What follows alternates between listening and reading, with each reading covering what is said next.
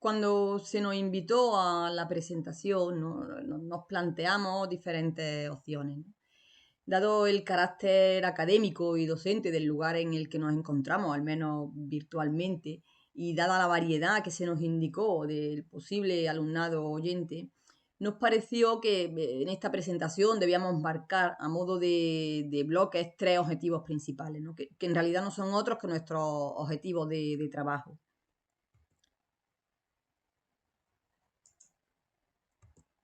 Bien, en primer lugar, se trata de poner en valor la arqueología urbana de urgencia, no solo la desarrollada en Córdoba, ¿no? La desarrollada en el resto de España, ¿no? Y tratar de ver que hay que posibilitar y apoyar la necesaria revisión de resultados de esa arqueología urbana, ¿no? El necesario estudio por excavación. En segundo lugar, hay que ser conscientes de que en esa necesaria revisión es indispensable la colaboración multidisciplinar, pública, privada, consciente o ausente, ¿no? Luego le explicaré a qué me refiero con esos términos. Y en tercer lugar, ser capaces de educar en patrimonio, ¿no? Cuando nos referimos a patrimonio, no nos referimos a otra cosa que la definición de patrimonio histórico que da la RAE, ¿no? Que patrimonio histórico es el conjunto de bienes de una nación acumulado a lo largo de los siglos, que por su significado artístico, arqueológico, etcétera, son objeto de protección por la legislación. Viene aquí donde debemos entrar todos, donde debemos entrar lingüistas, arqueólogos, historiadores, docentes y administraciones públicas, porque el objetivo debe ser mostrar esos bienes como lo que son, ¿no? Bienes de una nación, obviando evidentemente nacionalismo. Nos referimos a que son bienes y responsabilidad de la ciudadanía en general. Y para que esa ciudadanía conozca y reconozca esos bienes, ese patrimonio histórico hay que mostrarlo, ¿no? El patrimonio histórico no está o no debe estar al menos en los museos solamente o en yacimientos arqueológicos puestos en valor, sino que debe estar en la calle, en el aula y en el día a día, ¿no? Debe haber una difusión de la que les hablará posteriormente mi compañero Rafael Valera, ¿no? Que les mostrará cómo gracias a la incorporación de nuevas tecnologías y al trabajo en redes, ¿no? Gracias al que estamos aquí, pues esa difusión es cada vez más posible. Una difusión y una educación patrimonial que hoy más que nunca necesaria, ¿no? Para salvar situaciones como las que les mostramos, ¿no? Recientes de este mes de octubre, ¿no? Como la polémica continúa aún viva, ¿no? En Málaga con la intervención en el solar de los cines Astoria y Victoria, que parece estar teniendo ya salida, ¿no? O situaciones como la que nos encontramos en Córdoba recientemente con la aparición de una pintada de un graffiti en la muralla del Marrubial de la ciudad. Bien, iniciando con ese primer bloque, ¿no? Que les comentaba, la puesta en valor de la arqueología urbana de urgencia, nos vamos a referir en concreto a los resultados obtenidos en la intervención arqueológica de urgencia realizada en terrenos en los que allá por el año 2000 se proyectaba hacer una ronda urbana en la ciudad de Córdoba, ¿no? Podrían servir otros muchos yacimientos como el metro de Málaga o el metro de Sevilla o el metro de Granada, ¿no? Para quien no conozca la ciudad, aunque entendemos que históricamente sí se la conoce, la ciudad se funda en el Valle del Guadalquivir, a la falda de Sierra Morena, ¿no? Y nos centraremos en el momento álgido de la ciudad de Córdoba, ¿no? Durante la dominación musulmana de la península ibérica, cuando es capital del Emirato y posterior Califato Independiente de Al-Ándalus. La obra de infraestructura, como pueden ver en el plano, son 5 kilómetros lineales que se sitúan a 1,5 kilómetros de la ciudad histórica, del recinto amurallado de la ciudad, ¿no? Cruza toda el área poniente de la ciudad, de sur a norte, en una superficie en la que se preveía la aparición de la enorme expansión de la ciudad califal de la que hablaban las fuentes, ¿no? A modo de resumen, bueno, la obra se realizó entre el año 2000 y el 2008. Se llegaron a intervenir más de 90.000 metros cuadrados y en ella participaron en funciones y tiempos diversos un equipo técnico desde maravilloso. Contamos con más de 30 técnicos, arqueólogos, antropólogos, dibujantes, restauradores, etcétera, ¿no? Todo ello fue posible también, hay que decirlo, por la disponibilidad de medios de todas las instituciones implicadas. El área intervenida de ese ensanche, ¿no? Ese ensanche de arrabales occidentales de la ciudad de Córdoba, para el estudio posterior a la excavación fue dividido en 4 sectores, ¿no? Una vez que consideramos que era un único yacimiento. Cada uno de esos sectores se definió por su vertebración respecto al viario principal de la ciudad. Un viario que pueden ver ahí, Camino de las Almunias, Camino Nuevo de Almodóvar, Camino de la Bejorrera, etc., ¿no? Un viario, mucho de ese viario venía heredado ya de época romana, ¿no? Y a él se le daba acceso a través de una de las puertas, de las 3 puertas del lienzo occidental de la muralla, de Puerta Gallegos, Puerta Almodóvar y Puerta de Sevilla. Sabíamos por las fuentes que la ciudad de Córdoba contó con 21 arrabales a lo largo de alrededor de toda la ciudad, norte, sur, este y oeste. Y en esta zona occidental indicaban las fuentes que se localizaban 9 arrabales en un ensanche conocido como Alllaní Algarbí, ¿no? Algunos de esos arrabales han sido localizados, otros muchos no, ¿no? En las fuentes todos normalmente se alude a ellos con el nombre de la almunia, mezquita o cementerio en torno a la que se desarrollan. También las fuentes nos hablan del cronograma, ¿no? De expansión de esos arrabales, ¿no? Sabemos que tras la etapa de los gobernadores, dependientes del califato omeya de Oriente, ¿no? Sin un claro programa de articulación del territorio, ¿no? Será la llegada de Abd el inmigrado, ¿no? El primer emir de Arándalo, el que funde la mezquita Al-Hama y crea la infraestructura básica del Estado, ¿no? Es cuando se inicia la progresiva islamización de la topografía urbana, ¿no? Entonces, cuando empiezan a edificarse esos elementos urbanos primigenios, ¿no? En torno a los caminos, las grandes residencias, los cementerios, los baños, las mezquitas, las instalaciones alfareras de las que les hablaba antes, ¿no?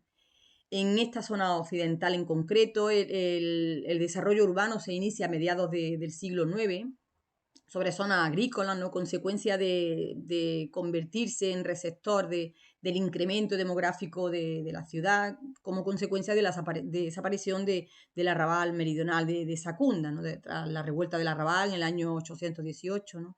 Continúa creciendo el ensanche y su punto álgido ya en el siglo X, ¿no? Cuando la ciudad crece al encuentro de la nueva ciudad palatina de Medina Sara, ¿no? Fundada en el año 936 y que será la capital del califato independiente y sede del nuevo Estado omeya, ¿no?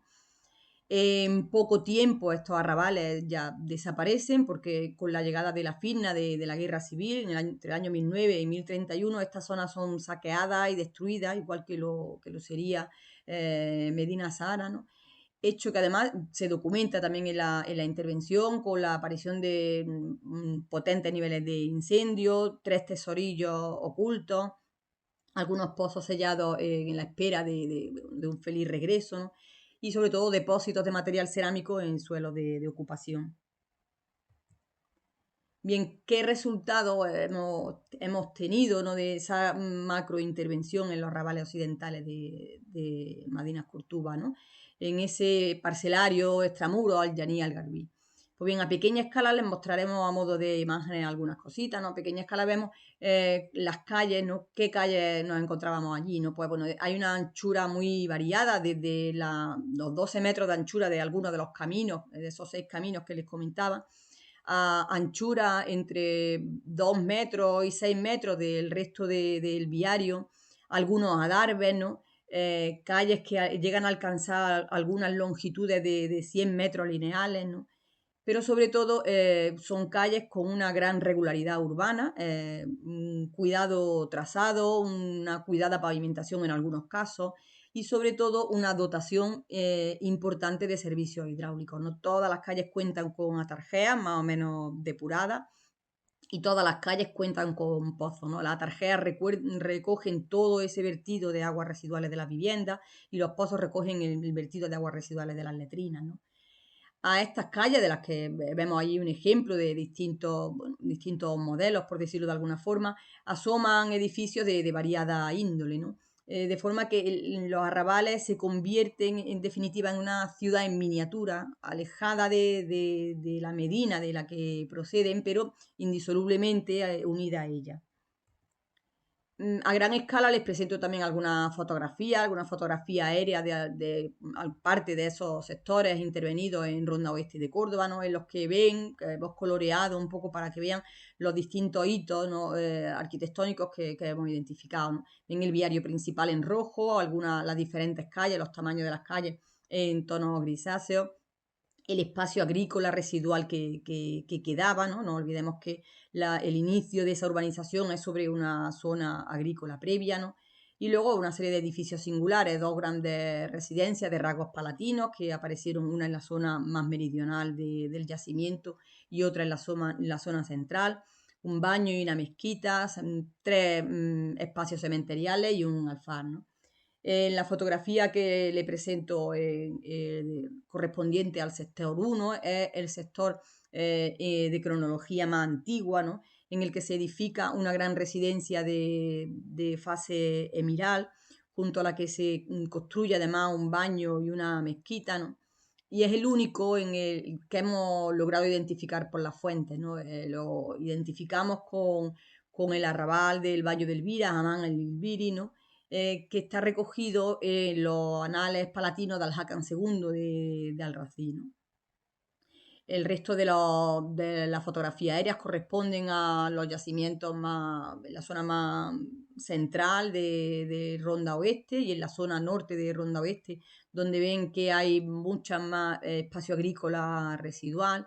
Y no sé si se observa, pero pueden ver también una gran canalización, una gran acequia subterránea de esas que discurrían por la ciudad, ¿no? Recogiendo el agua de la sierra para poder surtir de agua, ¿no? a lo que es la vega. Bien, trae esa visión macroespacial para que se hagan una idea de lo que es el yacimiento Ronda Oeste de Córdoba. Le mostraré un poco a modo de imágenes puntuales, ¿no? Cuál ha sido ese proceso de revisión que hemos llevado a cabo. En primer lugar, se clasificaron y tipificaron todos los materiales constructivos y las técnicas empleadas de todas las unidades estructurales, ¿no? Empezando por la estructura muraria, pues se tipificó la cimentación, zócalo, alzado y revestimiento de cada una de ellas, ¿no? Para dar lectura a los indicios que nos daban, pues bien, si definían muros de fachada, muros medianeros, tabiquería, ¿no? O a qué tipo de edificio correspondía, ¿no? Pueden ver en la imagen algunos muros de grandes sillares de calcarenita y otros, bueno, pues de canto o mampostería más ligera, ¿no? También se estudió el derrumbe de esos muros y de las cubiertas que sostenían, lo que nos permitió también, nos dio indicadores, ¿no? De qué estancias eran las que estaban cubiertas, cuáles eran las que no lo estaban, ¿no? Y qué cubierta podían tener, ¿no? Si existía una cubierta, un agua, dos aguas o cuatro aguas. Se tipificaron igualmente los pavimentos, se distinguieron 5 tipos de pavimento. También ese estudio nos permitió ver un poco para qué se usaba la sala que cubrían, ¿no? El material pétreo de gran dureza, por ejemplo, sobre todo, ven ahí alguna imagen en zaguanes, en zonas de paso, en establos y en patios. Luego otro tipo, losas rectangulares de calcarenita, ¿no? Ocupando toda la estancia o parte de ella en los andenes de los patios, ¿no? Preferentemente. Pavimento de baldosa de barro cocido en estancias cubiertas, como pueden ser salones o alcobas. Pavimento de mortero de cal elucido a la almagra, ¿no? Y pavimento de tierra batida sobre la que cabe suponer el uso de esteras, ¿no? También se vieron estratos de nivelación o consolidación, por ejemplo, capas de marga y de margas con paja y cenizas que se veían además como aislante de la humedad, ¿no? En fin, y se estableció todo un criterio para identificar tipo de pavimento con estancia. También dentro de la estructura se tipificaron todas las estructuras hidráulicas, comenzando pues, por los pozos, ¿no? Pozos de distinta morfología, tanto pozos de agua de carácter agrícola, pozos noria, como pozos domésticos, ¿no? Se tipificó según el material de que estaba elaborado el encañado, el brocal, si contenía o no tenía plataforma rebosadero. Se clasificaron igualmente los depósitos hidráulicos aparecidos. Se documentaron dos grandes aljibes en Ronda Oeste, uno en un patio de una de las grandes residencias de rasgos palatinos y otro en una vivienda de grandes dimensiones. También hubo algunas 5 piletas y 5 albercas, perdón, y 4 piletas. Algunas de esas albercas existían aún en esas zonas de carácter residual agrícola que permanecían de la época de inicio del arrabal, y otras albercas pues ocupando la parte norte de los patios, ¿no? A modo de las grandes albercas de los edificios áulicos. Igualmente se tipificaron y se organizaron las canalizaciones según para lo que fueron construidas, si eran canalizaciones de evacuación, para transporte o para riego. Las aguas que transportaban también se tipificaron, si eran aguas pluviales, aguas freáticas, aguas residuales o aguas fecales, ¿no? Y el material del que estaban hechos, ¿no? Pues en piedra, desde las grandes atarjeas que discurrían por las calles a canalizaciones de sillar de calcarenita tallado en U, algo más simple, ¿no? Pero también canalizaciones de mortero, de baldosa de barro cocido, de teja, de cerámica, muchísimos tipos. Una de ellas, la que pueden ver ahí, es del Canat, que les comentaba, la gran acequia subterránea, ¿no? Que apareció en el sector más al norte del yacimiento. Bien, continuando con este proceso de revisión, ¿no? y considerando que el estudio de un espacio urbano pasa por el análisis de lo cotidiano, ¿no? y que la muestra real de esa cotidianidad, ¿no? Tanto en el ámbito público como en el ámbito privado, no sería posible sin los artefactos para su desarrollo. Se crearon fichas individualizadas para el registro de todo el material mueble, ¿no? Evidentemente, ese necesario estudio comenzó por la identificación de técnicas y tipos que nos dieran pautas cronológicas, ¿no? Pero también quisimos incidir mucho, ¿no? En el valor antropológico que tenían esos materiales que nos iba a servir luego para la reconstrucción de las edificaciones. El material mueble cerámico se dividió en 11 grupos funcionales y se definieron un total de 38 familias cerámicas. Algunos de los ejemplos pueden verlos ahí, ¿no? En distintas técnicas, además, cerámica común, vidriada, pintada, pintura de dedos o verde manganeso, ¿no? Pueden ver entre el material de cocina, por ejemplo, ven anafes y ollas. Entre el material de almacenamiento ven algunas redomas y jarras de variado tipo. También vemos un cangilón de noria, los candiles de piquera que todos conocemos, botes, ataifores, ¿no? Y bueno, otros muchos, evidentemente, que no aparecen en la imagen, como pueden ser las tapaderas, grandes lebrillos, pero también grandes tinajas, o elementos como juguetes o una alcancía, por ejemplo. También se siguió el mismo proceso para el material metálico. Se dividieron los objetos según la función para la que estaban destinados. Entre los objetos domésticos, como podemos ver ahí, se distinguían, bueno, desde los herrajes de puertas y las llaves hasta asas de caldero, pequeñas aldabillas para las cajas, despabiladeras de candil, tapas de candil, ¿no? Pero también veíamos objetos, nos encontrábamos con objetos que nos decían qué actividades desarrollaban los habitantes del arrabal, ¿no? Desde las actividades agrícolas, pueden ver ahí una azada y un almocafre, hasta distintas actividades artesanales, como por ejemplo las tijeras empleadas en el trabajo textil o las suelas para el trabajo de la madera, y otro tipo de actividades como actividades comerciales, como pueden ver ahí un platillo de balanza, ¿no? Otros elementos que tampoco aparecen en la imagen, pero que también existieron, bueno, pues vemos elementos de aderezo personal, como anillos, aretes, ¿no? Otros elementos relacionados con el atalaje caballar, por ejemplo, o elementos relacionados con la medicina, o curiosamente, por ejemplo, unos instrumentos musicales, ¿no? De percusión, unos crótalos también aparecieron, ¿no? Entre el material mueble también destacaban algunos elementos de hueso trabajado como adornos, por ejemplo, para el pelo, pero que nos daban también indicios de las ocupaciones de los habitantes del arrabal, como unos mangos de rueca. Una curiosa pieza de ajedrez, nosotros lo interpretamos como una pieza de ajedrez tallada en asta de ciervo, y otro tipo de elementos. Luego, entre elementos de vidrio, vemos ahí algunos ejemplos de pequeñas botellitas, pequeños tubos, ¿no? Pero también documentamos elementos para uso medicinal, por ejemplo, ¿no?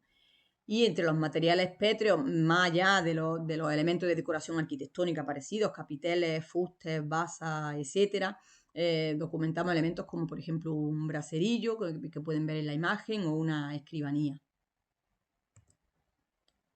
bien reconocido el continente y el contenido de todos esos arrabales, todo ese sector intervenido de arrabales occidentales curtubíes, ¿no? Con una muy correcta planimetría a cargo de nuestro compañero César Pérez Navarro, identificamos y catalogamos todas las edificaciones de que se componía ese sector del arrabal, ¿no? Lo que nos iba a permitir, además, definir y reconstruir su paisaje real, ¿no?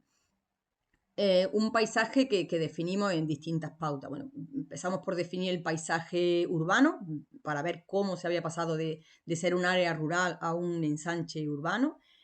Posteriormente seguimos con el paisaje doméstico, ¿no? Hicimos un análisis de todos los modelos de casa-patio que nos encontrábamos. Evidentemente, dentro de ese análisis de la casa-patio ya teníamos el inicio de ese paisaje social que esperábamos, ¿no? Con la identificación de pautas familiares, ¿no? Ese esconderse bajo el abrigo del zaguán antes de llegar al patio, por ejemplo, o pautas de género, pautas de distintos niveles sociales que veremos por encima posteriormente, ¿no? Pero también buscábamos cuál era ese paisaje económico, dónde se desarrollaban las actividades comerciales e industriales en los arrabales occidentales, y finalmente el paisaje cultural y cultural, ¿no? Donde estaban esas mezquitas, esos baños y esos cementerios que identifican la ocupación islámica, ¿no? Por lo que respecta al paisaje urbano, identificamos distintos procesos de génesis y evolución, por los que pasaremos un poco rápido, ¿no? En principio vimos ese crecimiento espontáneo en torno al viario principal. También vimos procesos de crecimiento por juxtaposición de unidades domésticas que daban como resultado viviendas con zaguanes a modo de callejón de acceso, como algunos de los que vemos ahí, y dos pequeños adarves, por ejemplo. Vimos también procesos de conversión de grandes, medianas y pequeñas propiedades rurales en áreas urbanas, ¿no? Esa conversión se evidenciaba por la distribución de algunas manzanas en batería a modo de lotes, como la que podemos ver en la imagen. También por la identificación de formas geométricas ilimitadas, ¿no? El reflejo de la forma que requiere todo trabajo agrícola, ¿no? Pero también veíamos por la relación del parcelario con esas grandes residencias y otros elementos como mezquita, baño y cementerio, que nos indicaban la decisión de un gran propietario de urbanizar la propiedad dotándola de aquellos elementos de carácter islámico, como fundaciones pías preferentemente, ¿no? Con los que, además de conseguir los favores de Alá, mostraban la adhesión al nuevo régimen omeya, ¿no? Bueno, además de todos esos procesos de génesis y evolución, el proceso de evolución, aunque fuera en poco tiempo, en 100 años o algo más de 100 años, se ve también la saturación en ocasiones del espacio o el cambio del espacio, ¿no? Cuando identificamos, como la que les ponemos en la imagen con una línea roja, ¿no? Vemos la división de algunas de las viviendas por posibles repartos hereditarios. Respecto al paisaje doméstico, no vamos a entrar en muchos detalles. Identificamos 248 viviendas, la menor de 25 metros cuadrados y la mayor de 210. Como les comenté, establecimos distintos tipos según la distribución en crujías. En el ejemplo que les presento es una de tipo 2, la que llamamos tipo 2, con 3 crujías en torno al patio, ¿no? Entramos un poco, no habría a lo mejor mucho tiempo, ¿no? Para ver el valor del patio, ¿no? Como elemento desde el que se recibe la iluminación y se ventila la vivienda, ¿no? El valor, como les decía, del zaguán como filtro, ¿no? Para buscar la intimidad de esa vida doméstica, ¿no? La estancia, analizamos su ubicación respecto a muchísimos elementos, ¿no? A recibir luz, a ventilarse hacia el patio, a buscar la salida de esas canalizaciones, ¿no? El zaguán y la letrina normalmente en crujía de fachada, con algunas viviendas en las que contábamos con establo, ¿no? El salón preferentemente al norte para recibir bien la luz del día, ¿no? Y luego otras estancias como pudieran ser, bueno, cocinas, talleres, ¿no? Normalmente estancias más plurifuncionales dependiendo del tamaño de la casa, ¿no? Aquí vemos otro ejemplo de una vivienda algo más grande, una vivienda de tipo 3 con 4 crujías en torno al patio, ¿no? Mientras más grande sea la casa, pues esas funciones de las estancias serán menos plurifuncionales, ¿no? Aquí empezábamos ya a ver ese paisaje social del que les hablaba, ¿no? ese paisaje que nos indica distintos niveles sociales, que nos habla de uso de esas estancias como talleres quizás, ¿no? De funciones y que nos habla también de género, ¿no? De cómo el filtro del zaguán nos puede dar también ese concepto de intimidad que busca el mundo islámico. Esos niveles sociales, ese paisaje social se identifica claramente en las grandes residencias de carácter palatino aparecidas, algo más alejada de las grandes almunias conocidas por las fuentes como Al-Ruzafa, Al-Naura o Al-Rumanilla, pero con extensiones al aire libre mucho más modestas, pero que también actuarían como aglutinadoras de la población en el entorno inmediato de la ciudad, ¿no? El modelo arquitectónico que desarrollan, que pueden ver en la imagen, es el de una estructura de grandes crujías paralelas distribuidas en unidades independientes en torno a patios de distintos tamaños y edilicias que definen ámbitos privados, ámbitos de servicio, ámbitos públicos y ámbitos de representación. El paisaje económico de esos arrabales está representado en las áreas comerciales. Sabemos por las fuentes de la actividad que se desarrolla en los zocos urbanos, tanto en la Medina como en los arrabales, ¿no? Sabemos que esos zocos son centros económicos y sociales de la ciudad de Andalucía, ¿no? Pero hay que entenderlo como lugar de intercambios comerciales, pero también como centro de producción industrial, ¿no? Por la presencia en los mismos de talleres artesanos que servían al mismo tiempo de tiendas para la venta, ¿no? Esa actividad comercial ha sido identificada en Ronda Oeste con la presencia de estos tres edificios tipo Alhóndiga que les presentamos, además en un área muy, muy reducida, como pueden ver, en 2 manzanas prácticamente, es donde ubicamos toda esa dinámica comercial de los arrabales. Ese paisaje económico también lo vemos en otro tipo de instalaciones, ¿no? Elementos típicos de los ensanches periurbanos son las instalaciones industriales y ejemplo de ello tenemos en Ronda Oeste una instalación alfarera con 3 hornos de planta rectangular, de corredor central y tiro vertical, ¿no? Los hornos producían tejas y elementos de cocina y almacenamiento que no abastecen a la zona inmediata al Alfar, ¿no? Con lo cual estamos hablando de nuevo de relaciones comerciales entre arrabales y otras zonas que no sean tan aledañas. El paisaje cultural y cultural, ¿no? Está protagonizado por la aparición de 2 mezquitas menores, un baño y 3 áreas cementeriales. En las áreas cementeriales se llegaron a sumar más de 4.000 individuos, ¿no? Elementos fundados, como dijimos, por posible donación de avíceres, ¿no? En ellos hemos identificado, ¿no? Aquellos elementos rituales del rezo, la limpieza ritual y la búsqueda del paraíso en el caso de los cementerios, ¿no? Que nos indican ese proceso, ese pleno proceso de islamización de la topografía urbana que se inició, ¿no? Con la llegada de los musulmanes. Un proceso de islamización del que somos herederos y que es nuestro patrimonio cultural, como les comentaba. Imprescindible para llegar a la reconstrucción es el análisis de la fuente escrita, desde obras de contenido religioso, obras literarias, obras históricas, obras científicas y obras de legislación que pueden ver ahí, ¿no? Esas obras, no, el vaciado y la lectura y la relectura de algunas de esas obras nos ha servido para desde identificar algunos de esos arrabales, como les decía, la identificación del arrabal, del Baño de Elvira, ¿no? Hasta ver cómo fue esa destrucción, ¿no? Como la recoge Hassan en el collar de la paloma, ¿no? O también a detalles, a ver detalles, ¿no? O a confirmar detalles que nos situaban en el contexto o que nos explican el contexto, ¿no? Como la constatación de servidumbres de paso en algunas canalizaciones, ¿no? Recogidas en el derecho maliquí, o modo de trabajo textil recogido en algunos de los tratados de Isba, o la identificación del vestuario, ¿no? que nos servía un poco para ver qué rostro o qué imagen poníamos a los habitantes de esos arrabales, ¿no? Muchísimos detalles para los que necesitaríamos quizás mucho más tiempo. Bien, paso a ese segundo bloque de forma más rápida, ¿no? Para comentarles cómo, lo que les comentaba, ¿no? Cómo es necesario un estudio multidisciplinar, ¿no? Un estudio multidisciplinar que debe apoyarse en la colaboración pública y privada y en una colaboración consciente y ausente, ¿no?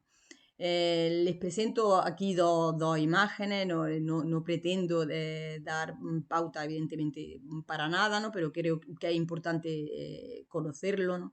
En la primera pueden ver el anuario de actividades arqueológicas, que es el que recoge todos los resultados de esa arqueología urbana que se desarrolla en las ciudades andaluzas, ¿no? El último anuario publicado es del año 2008, con lo cual, dado que no podemos apoyarnos, esa colaboración no puede apoyarse ahora mismo en unas publicaciones públicas, ¿no? Es cierto que tenemos que acudir muchas veces a la llamada entre colegas, ¿no? Para decirle, oye, a ti que te ha salido en el solar al lado del cual mi proyecto va a actuar, ¿no? La segunda imagen es un monográfico de la monografía de arqueología cordobesa, de Anales de Arqueología Cordobesa de la Universidad de Córdoba, que se publicó en el año 2010. Hasta hoy la publicación que recoge buena parte de los resultados de todas esas intervenciones en los arrabales occidentales cordobeses. Una muy buena monografía de resumen, pero que ciertamente no recoge ni los resultados posteriores ni en ocasiones el resultado de esa revisión de la que, bueno, de la que todos hemos ido un poco haciéndonos eco, ¿no? No recoge los resultados, sobre todo porque les presento aquí una fotografía aérea. Pueden ver esta fotografía aérea de julio del año 2004, cuando estaba realizándose esos trabajos en Ronda Oeste de Córdoba. Como pueden ver, se ve el inicio de la obra y en el lateral oeste se ve los solares aún sin edificar, ¿no? Y si nos vamos a una fotografía recogida de Google, algo más reciente, ¿no? De junio del año 2019, no es la última, ha pasado un año más, ¿no? Pueden ver cómo todos esos solares ya se ha realizado su intervención, ya han tenido su actuación y esos resultados están los informes, evidentemente, de los técnicos, pero queda mucho aún por revisar y poner en común y realizar una colaboración. No todo es negativo, evidentemente. Ha habido colaboraciones muy buenas a lo largo de todos estos años. No les presento algunos ejemplos, como por ejemplo el catálogo de la exposición de tesoro de moneda de Andalucía que tuvo lugar en Córdoba en el año 2007, en el que aparecen contenidos los tesorillos ocultos en Ronda Oeste de Córdoba.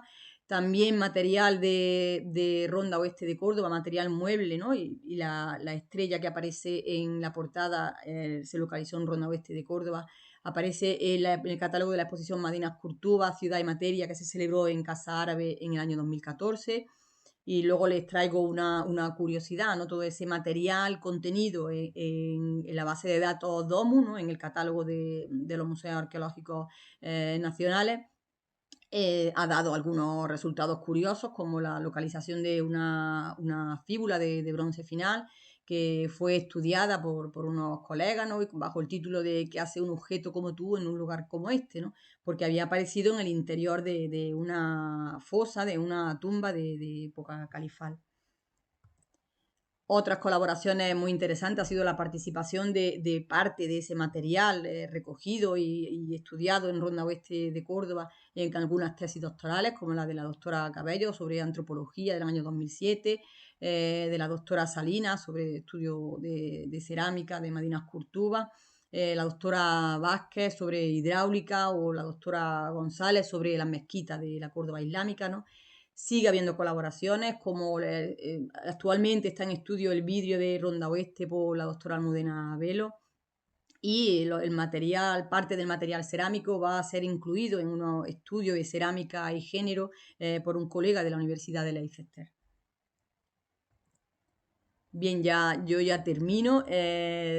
Paso a mi compañero, ¿no? Que les hablará sobre esa educación patrimonial que es necesaria. Su exposición creo que les resultará bastante más atractiva que la mía, ¿no? Pero entendíamos que era necesario ver el trabajo que se había hecho previamente, ¿no? Para ver cuáles han sido los resultados definitivos, ¿no? Cómo se enfoca esa difusión. Muchísimas gracias.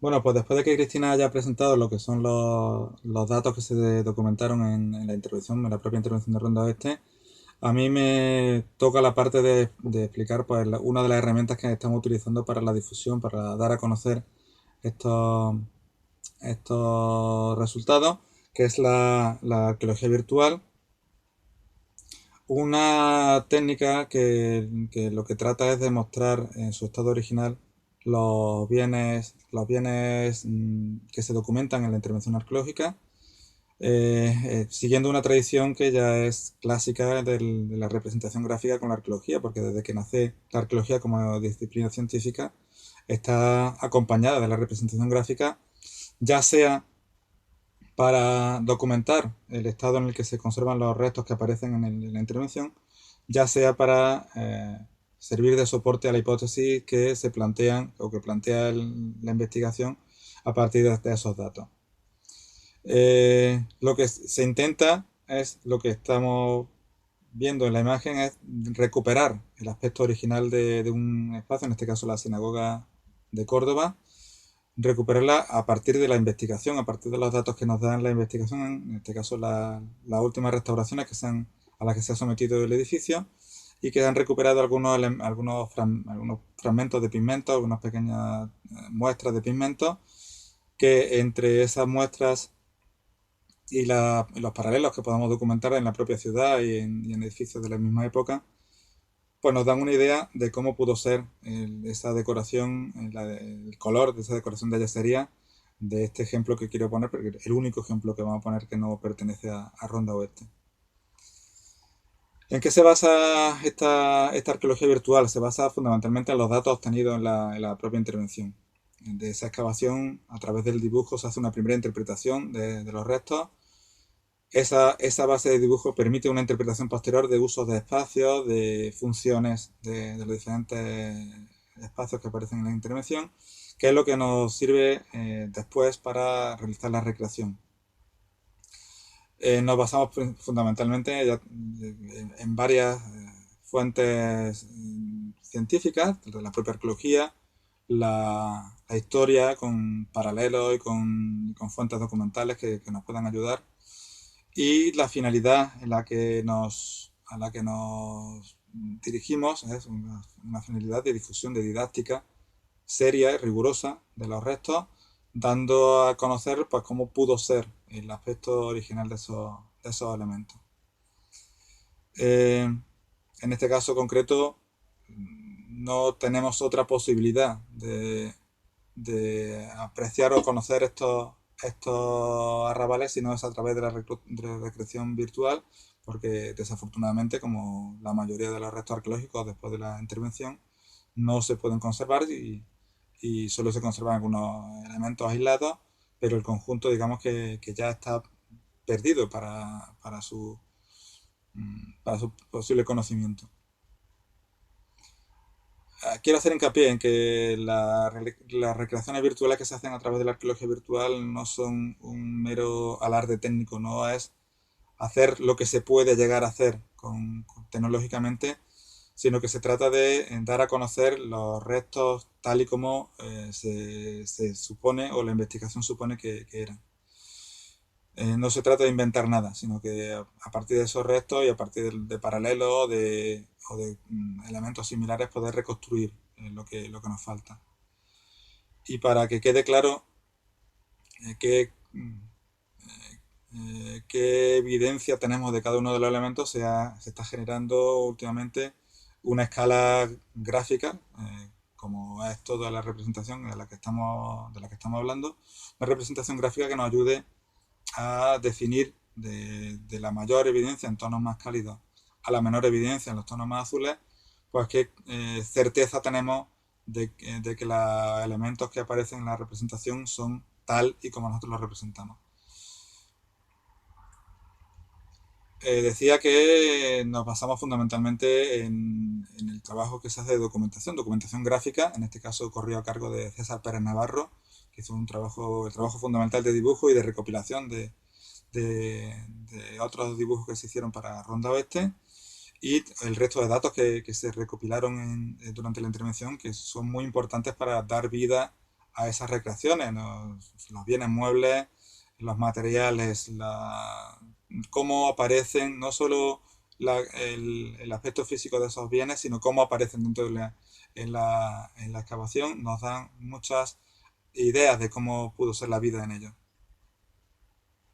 A partir de esos dibujos, pues se hace una interpretación, como veíamos antes, una interpretación de uso, de funciones. Aquí en este caso en gris aparecen lo que eran calles, lo que ya espacio urbano. En amarillo las estancias cerradas, las estancias cubiertas con techumbre y con tejas. Y en verde, pues los patios, en torno a los cuales se organizaban estas viviendas. Pasamos ya a lo que es propiamente las recreaciones. Estas primeras van a hablar de la vinculación que tenían estos arrabales con su entorno.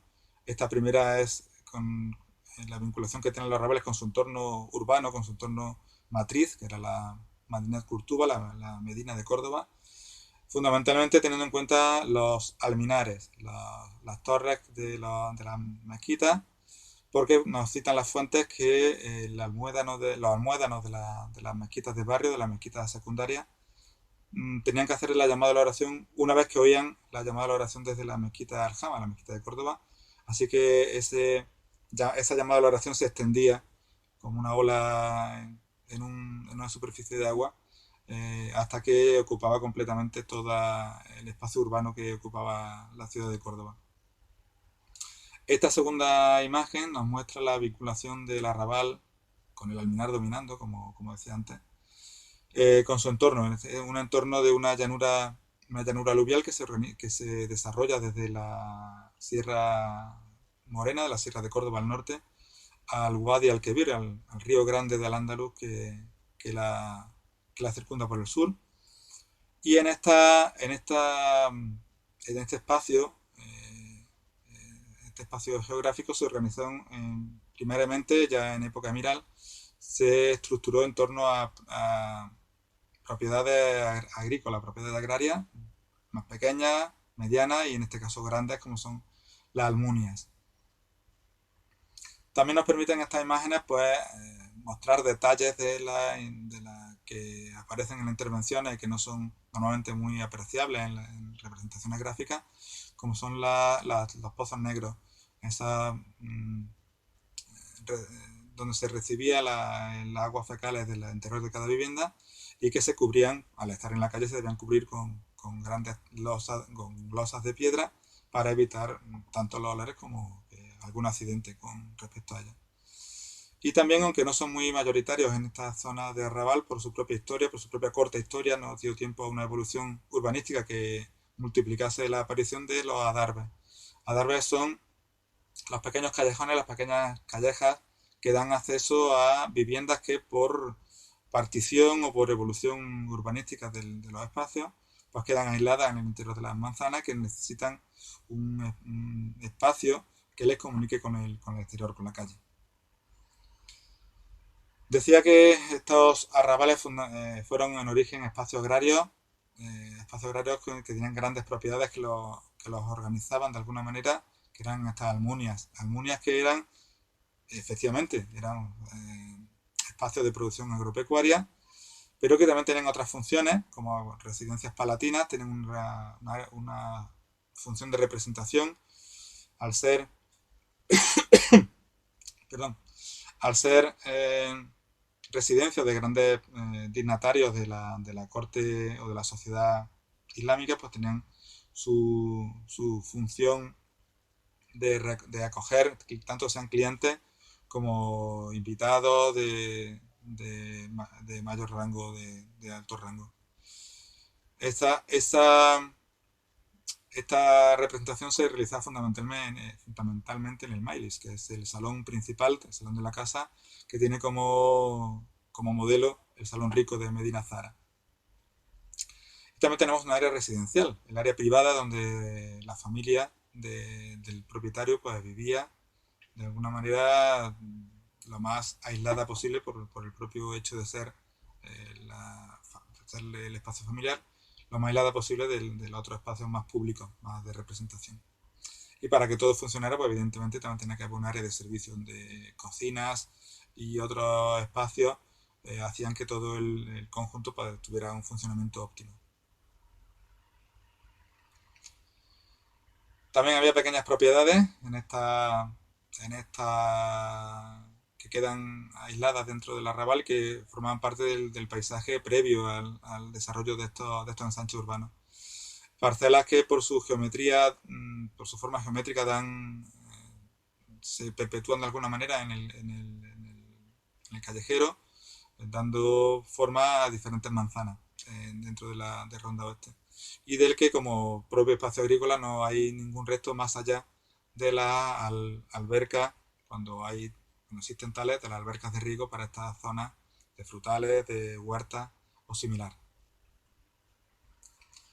Es lo único que se nos conserva en el registro arqueológico de estos espacios porque evidentemente son espacios abiertos, espacios con vegetación de la que evidentemente no nos ha quedado nada. Este conjunto de viviendas y otros edificios que vamos a ver a continuación conforman un urbanismo, como están viendo, alejado de ese paradigma que tenemos de calles estrechas, enrevesadas, tortuosas. Lo que se nos presenta en Ronda Oeste son calles anchas, 3, 6, 8 metros de anchura, rectilíneas, por aquí, y que se cortan en ángulo recto. Un urbanismo lógico, un urbanismo funcional, para que el desarrollo de las distintas actividades que se llevaban a cabo en el arrabal pues fueran lo más sencillas de realizar posible. Es el desarrollo posterior el que lleva a ese urbanismo que tenemos en mente todos de un urbanismo de calles estrechas. Fundamentalmente lo que conforma este urbanismo son viviendas. Como comentaba Cristina, se trata de viviendas en torno a patios, que el patio es el centro fundamental de la vida familiar, y que de lo más sencillo, con pocas estancias y plurifuncionales, a lo más complejo, con muchas más estancias, ya con un uso más específico, pues se organizan todas, son todas con el mismo modelo de casa en torno a patio.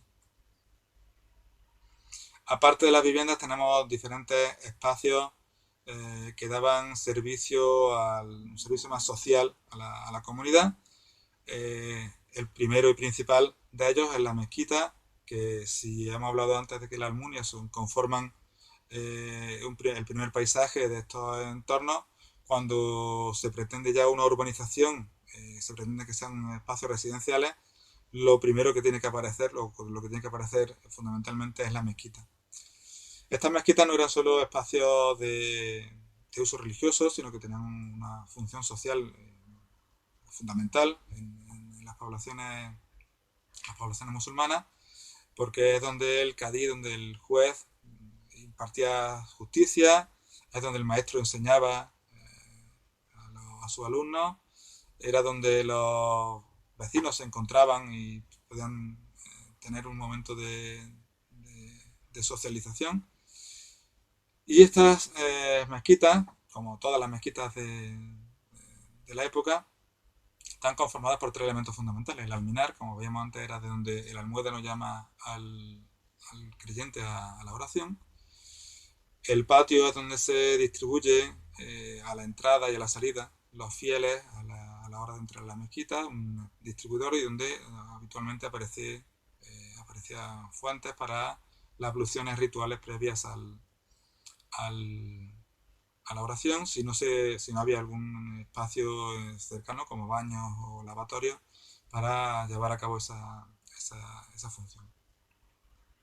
Y el otro elemento fundamental que conforman las mezquitas es el haram, la sala de oración, donde los fieles se distribuyen en filas paralelas y se postran ante Dios para mostrarle su sumisión. Otro elemento fundamental para la vida social de estos barrios que en Ronda Oeste aparecieron formando conjunto con la mezquita son los baños. Los baños islámicos son herederos de los baños bizantinos y de Oriente, son espacios más pequeños, menos monumentales que las termas romanas y que se conforman en tres espacios fundamentales. el espacio, el área seca, conformada fundamentalmente por el patio, donde los usuarios descansaban antes o después de usar, de realizar el circuito del baño. La zona húmeda, donde se realizaba efectivamente el circuito del patio no, del baño, que, en función de la lejanía que subiera del foco de calor, que le daba calor a la estancia, esta va de la sala fría a la sala templada y de ahí a la sala caliente. En la sala caliente, la más cercana al horno, es donde se desarrollaban los baños el propio baño, ya fuera por el vapor o por alguna pileta con agua para realizar el baño por aspersión. Que se supone que era más por aspersión que por inmersión, lo que se realizaban el baño. Suelo radiante y hipocausto para mantener el calor de la estancia, y también ese calor se desarrollaba por las paredes por diferentes toberas.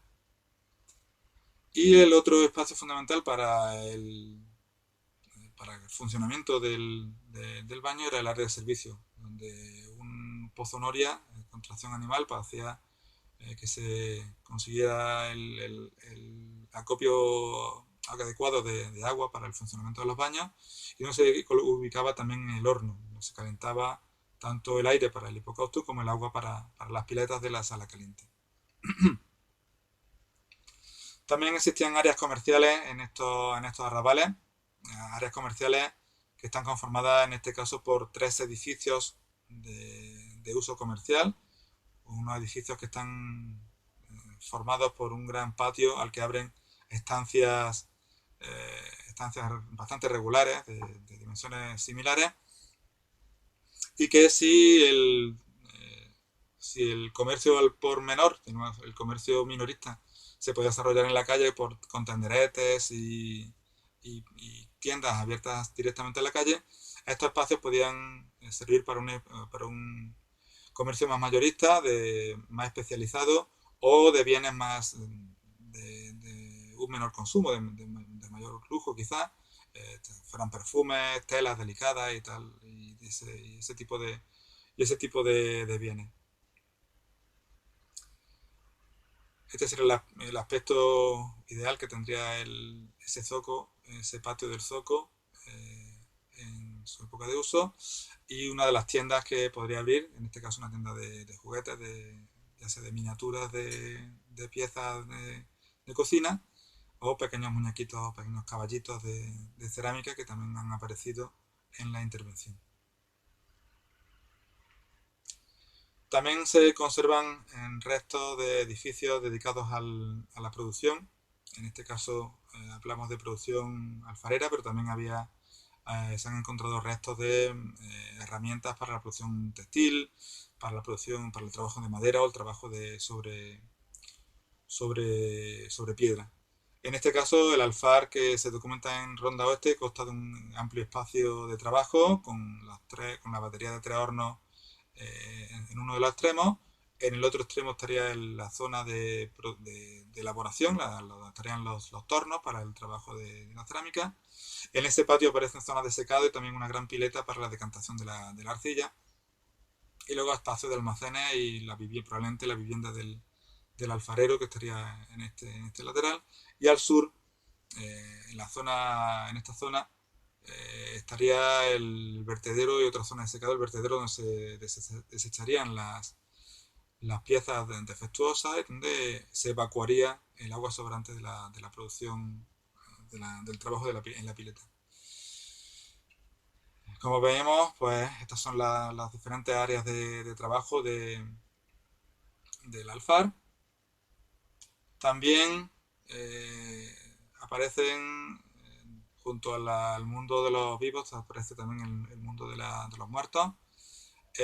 Los cementerios, por definición, en épocas islámicas tienen que estar aparte de las zonas residenciales, pero la expansión explosiva de estos arrabales occidentales plantearon la difícil dicotomía de aunar el espacio para residencia y el espacio para el enterramiento. En este caso tenemos el aspecto que pudo tener ese espacio de cementerial que aparecen tres espacios funerarios en la excavación de Ronda Oeste. Y el aspecto que pudo tener en origen, las fuentes nos hablan de que eran espacios ajardinados, espacios donde se iba a pasear, donde se iba a recordar de alguna manera a los familiares y a los allegados, que pueda tener un aspecto similar al que aparece en esta imagen de arriba. Y los enterramientos eran, como aparece aquí en sección, eran enterramientos de cúbito lateral, con el difunto orientado para que pudiera mirar hacia la Meca, enterrado en hueco, en vacío, probablemente con las parihuelas con las que se ha transportado el cuerpo hasta el cementerio, cubriéndola, y con una segunda cubierta de tejas y probablemente un pequeño túmulo de tierra para indicar la ubicación de la tumba para que fuera reconocible. Y bien, esta es la propuesta que traíamos.